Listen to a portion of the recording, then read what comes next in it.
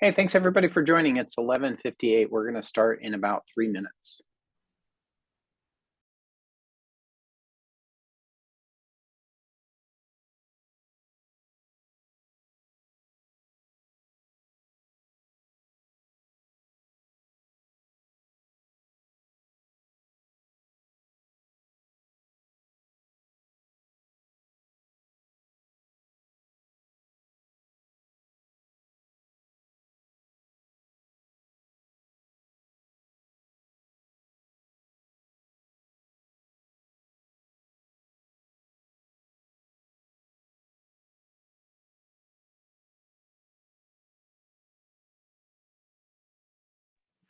Thanks everybody for joining. It's 11:59. We'll start in a couple of minutes. Thanks for joining us at GM Insights.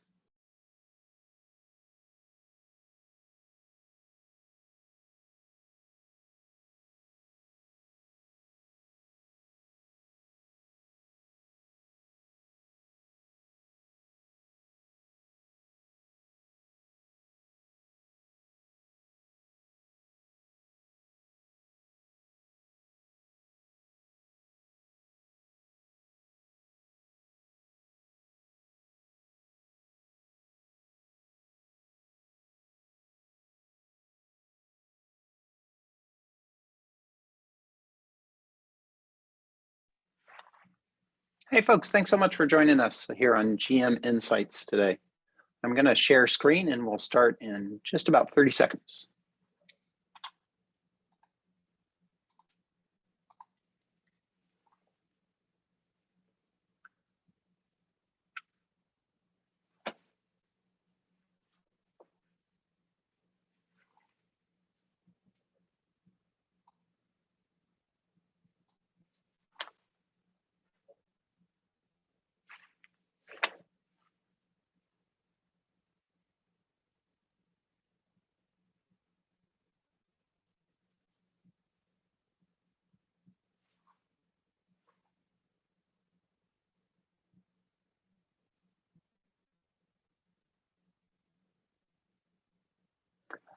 Carolyn, I can't hear you. I'm not sure if others can.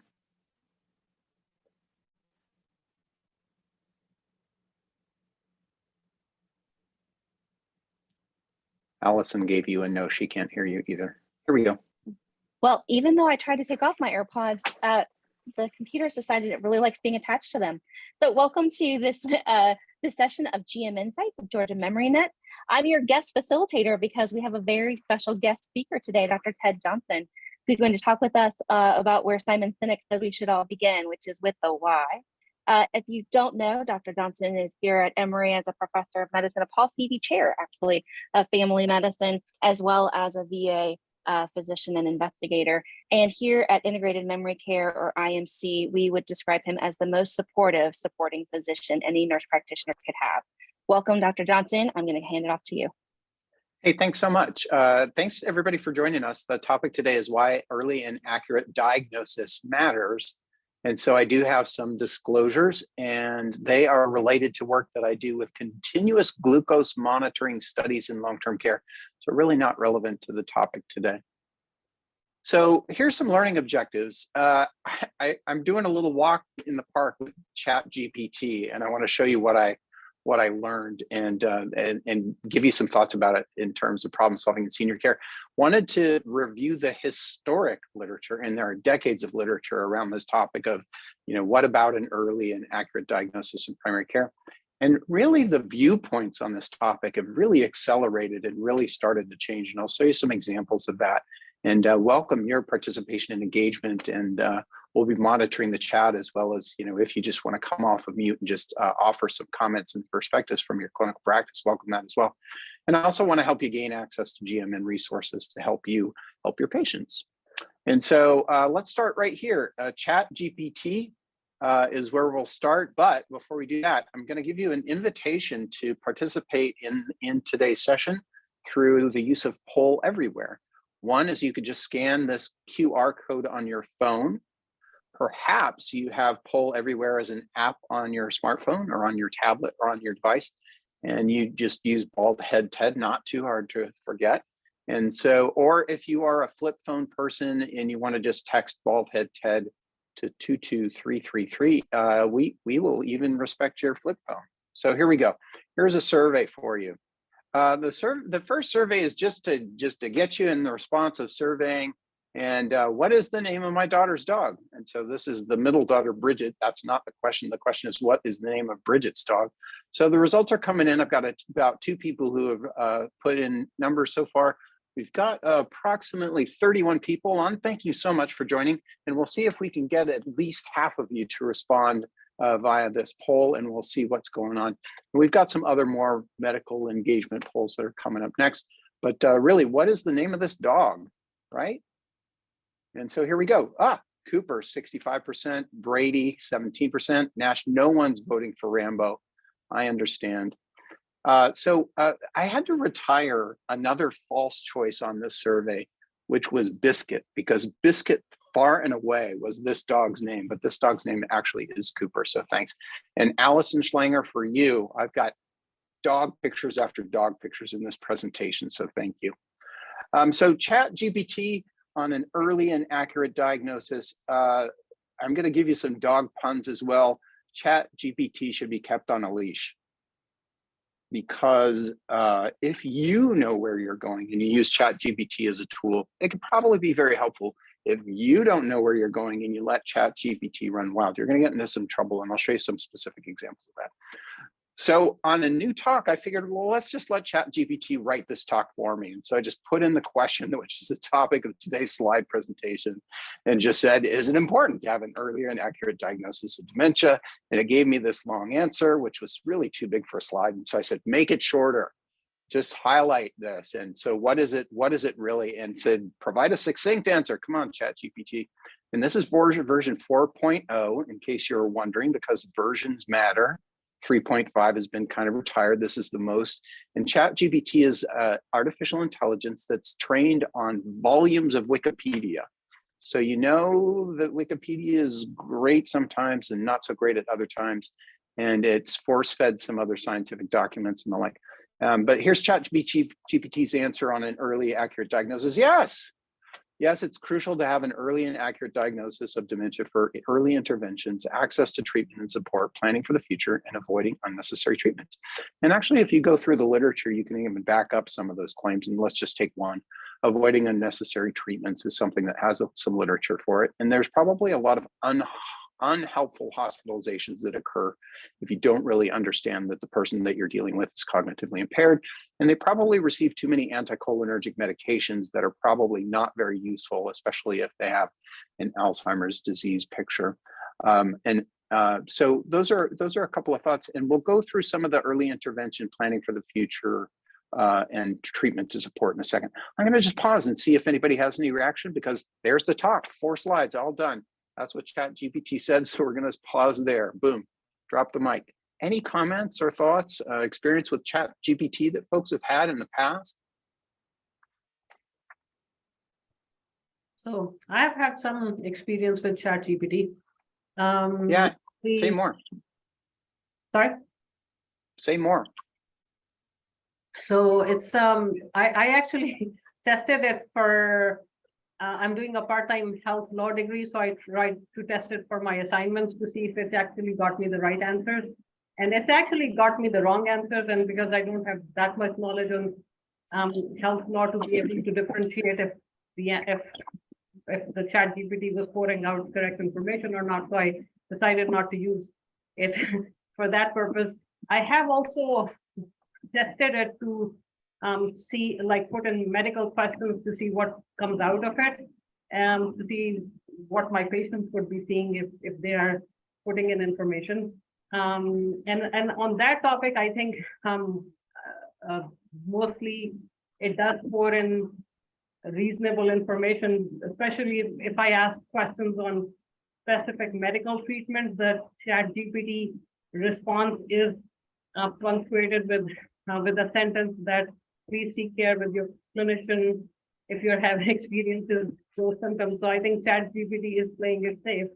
And that on that side.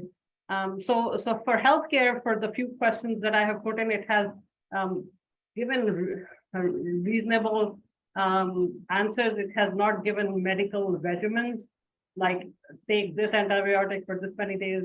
Not that type of response, like vague response with the comments that you should see your doctor if you're having these problems. Thanks for that. That's really helpful. And Annie, and then Ambar wrote in the chat, is ChatGPT optimistic about access to treatments in the future? It is not a prognostic thing. It is all retrospective and looking back. And I understood by reading something else that it's really been trained on documents that are 2 to 4 years old, and they're going to continue to go back and get further documents later. So I didn't think that it did so poorly on this framework, though. Early accurate diagnosis of cognitive impairment matters for early intervention, access to treatment and supports, planning for the future, and avoiding unnecessary treatments. So I'll go with it, but I don't always trust it, and I'll show you more about why. So let's talk about Georgia MemoryNet in Georgia. And so the Georgia MemoryNet is celebrating maybe the 5th or 6th birthday, depending on how you count, written into law in 2017 by then Governor Nathan Deal. And here are the basic goals. Maybe I'm focusing on the first two for a second. Increase primary care provider awareness and screening for memory loss and other cognitive impairments. Develop and maintain a network of memory assessment clinics. There'll be a new announcement about some new memory assessment clinics very soon, so very excited about that. Dr. Gabriella Cohen is on, and she's one of the physicians down at the Grady Georgia MemoryNet Memory Assessment Clinic. And so we've got a lot of friends and folks who are doing great work with this and excited. And we're developing an IT infrastructure to do program evaluation, capture some data and the like. There's an article about this, and it's free. And we are going to email it to you because you registered using your email. So this is one of two things that we're going to send you by the end of the talk today. But if you are if you think you want to just download it now, there's a QR code to let you do that. But a very nice journal article about this. And I would just offer you that Georgia is really far ahead of other states in doing this work. And so really proud of what we have here. And later on in this talk, I'll talk about some of the specific resources. So there are decades of literature on the diagnosis of ADRD in primary care. It is a lot to chew on. It's a big meal. And so I just wanted to drop in and talk about a couple of different things that were there. Probably the central tension of diagnosis of ADRD in primary care is like, why is it not recognized? Why is it not disclosed? Why is it not diagnosed and recorded in the chart, and kind of what's going on? And so there's some interesting information that sort of speaks to why that is. But let me show you one thing first, and we're going to do another quiz here. So if you joined a little bit late and you didn't know about the QR code, because we're going to allow you to scan this QR code and get onto a Poll Everywhere audience response system. Or if you have Poll Everywhere on your phone, you can just put in that the survey is Bald Head TED, or you can use your flip phone and text Bald Head TED to 22333. Just a true or false question to start. Okay. So this is a survey in 2003 of primary care physicians. And what's going to come up on your phone is the ability to rank these in order. Now, in the original study, these were not ranked in order, but thematically out of qualitative research. These were all the reasons that in 2003, primary care providers said, this is why I do or don't offer a diagnosis to my patients who have cognitive impairment. So again, what you should see on your phone or on your tablet is just move one or more up or down. And you'll see as more people do this, that it will rank order these in the degree to which you feel that they're important. Again, these were all offered by primary care providers in the qualitative research framework. And you can let us know which of these you think are most relevant. Here we go. All right, great. And I'll just wait because the next person who put something in will resort the order of these.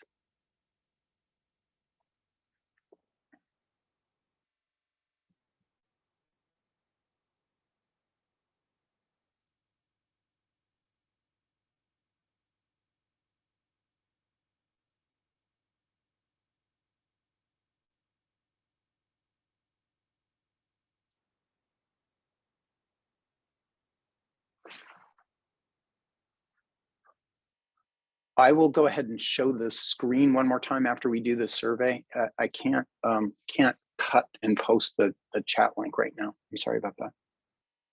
Carolyn, you're seeing these numbers come up. This is from 2003. What do you think of the order that people have put there, and does it make sense to you?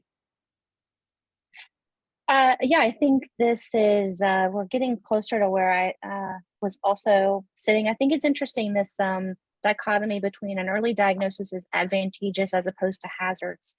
I don't know if anyone wants to necessarily touch that, sort of belief-based issue that's sitting down there in the last two items. But certainly, I think any of us who practice in primary care think about time and resources, and that is appearing to be really top here. Yep. How about other folks on the call? What do you think of the sort that we've done collectively into this order here? This early diagnosis is advantageous. In 2003, you have to think about kind of what was available and how advantageous it was for an early diagnosis there versus now. Thanks, Carolyn, for putting in the link to the chat, link to the poll. Interesting, finishing it about in the middle is GPs may or may not be resistant to giving a diagnosis, which I think is very interesting. I don't think that we fully unraveled that. Other comments from other people on, I know that many of you do this work.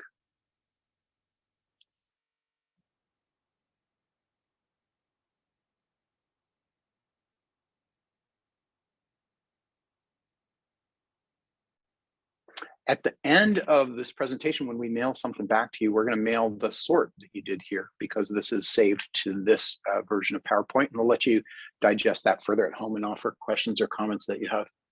So, so some of the things that we were talking about was about solutions. You know, there are difficulties in providing these services. There may or may, you know, GPs may or may not be resistant to giving a diagnosis. So a very quick poll again, and you have the link and you should be on already. And here's a quick true or false question. The National Health Service once paid GPs for every case of dementia that they diagnosed. That's crazy. This is false, or this is absolutely true. Pick one.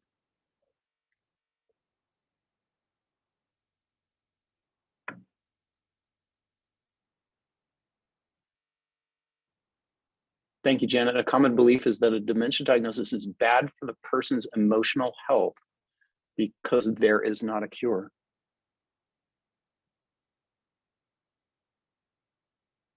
I think we'll talk more about that too.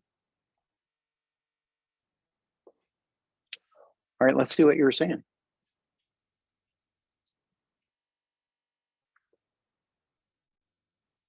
Wow, it looks like the 1976 presidential election right here. It's 67% true, 33% false. We'll go ahead and lock that answer in. Yeah, it is true. The National Health Service paid providers, general practitioners, £55 for every diagnosis that they made and recorded of dementia. It was a short-lived program, and a short-lived program for maybe some interesting ways. The goal was to improve the diagnosis rate against what gold standard, I'm not really sure, but to no worries, Janet. But the reaction to this policy in 2014 was that it was odious and it was an intellectual and ethical travesty, said as only someone from Great Britain could say. What do you all think of this? Comments? Yes, it's a travesty. Maybe it's not. Maybe it's a open reimbursement for doing so, and other ways of doing this are a little more subtle. I mean, you could record somebody as having a complex chronic medical condition and drive up your MCC rate, and you actually get more that way. Travesty. Thank you, Katina, but not surprising. It would lead, thank you, Birju, it would lead to overdiagnosis of dementia. It might lead to kind of mechanistic, like dementia, without much on the services perspective. You didn't get anything for providing services, just for making a diagnosis. Comments, questions? I found this interesting. I didn't know this before I looked it up. Raise your hand if you already knew this. Allison, wow. Okay. Okay, so they quickly moved away from this. So when we first launched Georgia MemoryNet in 2017, we sat down with a bunch of primary care providers at the Georgia Academy of Family Practice, and we asked them, all right, so what do you think of this program that we're describing but haven't yet launched, and what do you think it's going to be good for or not good for? And they really liked the fact that it would provide someone the time to assess the cognitive impairment, and that they would be interested in co-managing, and they would really benefit from the expertise. So I think that was kind of resonant with what people were saying in 2003. They were very concerned if this was going to create barriers in communication and coordination. And they thought that we really don't want you to start treatments, make unreasonable promises, or have poor communication with our patients. And so that was what the conversation was in 2017. So I think it's sort of consistent with where we were in 2017. I thought it was interesting that they didn't want any treatment started, because there might have been some appropriate treatments that could have been started. But that's kind of where people were before they knew what this was and just sort of heard a description of it. Yeah, Carolyn, this seems to have some parallels with the US response during PPAC and negotiations when paying for advanced care planning was akin to death penalties. Yes, these things get tagged with names, and then they quickly go away, even if there might be something good to it. So then we went and talked to our primary care advisory board just last year and said, you know, what do you think now? And it really came in anchoring very, very highly about an accurate diagnosis in the type of dementia matters, and an early diagnosis matters. So whether we're just talking to a different group of people, a little bit more selected people who are very invested and sort of heard what kind of the anchoring principles of our GMN or not, but at least in the small group of folks that we were talking to in 2017 and 2022, people are beginning to move on this topic. So I think that some of the things that you might read about whether or not an early diagnosis is bad or not is somewhat linked to when it was written, and somewhat linked to what treatments there were, and somewhat linked to our understanding of specificity of different types of dementia.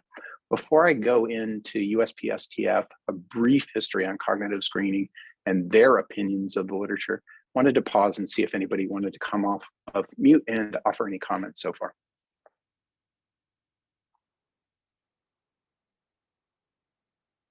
I have some comments for you, Ted, but I think I want to wait until after you present the screening data, and then we'll talk. Okay, sounds good. Any other thoughts? Allison, you enjoying these pictures of Cooper the dog? Oh, it's amazing. He's precious. He's a precious dog. So my daughter, for her birthday, got the gift of a new couch, and then she brought the couch home, and the dog sat on the couch, and she's like, I've either got to get a new dog or a new couch, because they don't go together. It's kind of matchy. And so it ended up that she took the couch back, kept the dog, take the couch back. But it was really funny the first time we saw this dog sit on this couch. All right. So interestingly, the U.S. Preventative Services Task Force, thanks, Amber.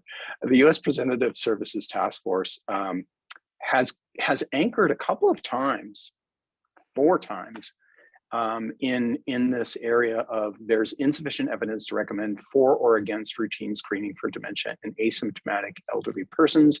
And that was 1996 and maybe 2004. And then in 2016 and again in 2020, the USPSTF concludes that the current evidence is insufficient to assess the balance of benefits and harms of screening for cognitive impairment in older adults. The C in 1996 is not so different from the I, which means inconclusive. C sort of now means shared decision-making. C back then meant we can't really make a recommendation. Carolyn, I'm going to show you a couple more. So you tell me when you want to weigh in, and I'll pause for a second. So interestingly, one of our past speakers on GNM Insights, Malaz Bustani, is the one study that looked at the potential harms of screening, because people were randomized to either be in a screening mode or not a screening mode. He talked a smidge about this. We're going to get to see Dr. Bustani again at the Georgia MemoryNet Primary Care Summit later on in September. And I look forward to having deeper conversations with him about his work that was in 2006-ish to really understand kind of what was going on. But there's one trial on potential harms and benefits of screening when they randomize people to either being screened or not. There are no changes in dementia as measured by the gosh darn it, the Personal Health Questionnaire 9 or the Generalized Anxiety and Scale in 7 when they were either randomized to screening or control. So we're going to put aside the kind of harms and benefits of screening to a second. There's more literature in the USPSTF summary about do we really have the right tools? Are we really doing this exactly as we should? Are we detecting what we want to detect? There's a lot of noise about that, but they really anchored in on what is the benefit of treatment? And it's the benefit of treatment in my reading that really sort of drives this. In terms of assessment of harms and benefits of treatment, they said that the pharmacologic armamentarium that was available to study in 2021 was pretty underwhelming, and it was all treatments for either moderate to late stages of dementia. And I think that they really poo-pooed the persons living with dementia care partnership interventions and case management and exercise and multi-component interventions as having a small and unclear significance. All right, now I know Carolyn wants to say something. Go ahead. That particular AHRQ report around the care partner interventions is its own fascination. But what I wanted to pause and mention, given that this is a sort of a brief talk, is what has come to my attention really clearly lately, and it's in so many of our resource materials, is the distinction. And I was going to ask all of us to consider the distinction between screening, assessment, which is kind of who knows what, diagnostic evaluation. And so, and there are more organizations who also have strong opinions and white papers about this notion of screening. But for all of us to remember, someone presenting with symptoms is not a screener. That warrants diagnostic evaluation. The use of assessment is a really muddy term right now. But anyway, just to say, terms are kind of all over the place with this, and it will have implications, I think, for these recommendations. Thanks for that. And I think that this is kind of like the US News and World Report rankings. You don't believe them, but you don't believe them and you're happier if you're ranked highly. I think that USPSTF if they had come in and said that screening for cognitive impairment in people who are 65 and older is an important practice, I would have said, yeah, but now I have to say no, but. And I agree. And Birju wrote this in his comment in the chat as well, that we're talking about screening versus case finding. And so if you and the USPSTF, as you're pointing out, refers basically to people without symptoms. And so, Gabriella Cohen, you were practicing in Argentina when this came out. Do you even care what the USPSTF says? Hi, how are you today? Great talk. No, really. Hi. I mean, sometimes you read this evidence and the impact of non-diagnosis in our population is so big that you just can't understand where the guidelines are coming from. There is so much evidence from clinical practice that early diagnosis of MCI and dementia, even if we don't have a specific therapy, is so beneficial for families and patients that I really disagree with this. Thanks. I agree as well, and I think that there's even some legislative judicial work to say that the USPSTF was not appointed nor confirmed, and so how could they determine what we'll pay for or not pay for by our health system? So it's really getting political, and so Birju, Medicare did not follow this approach and put cognitive evaluation in the wellness visit.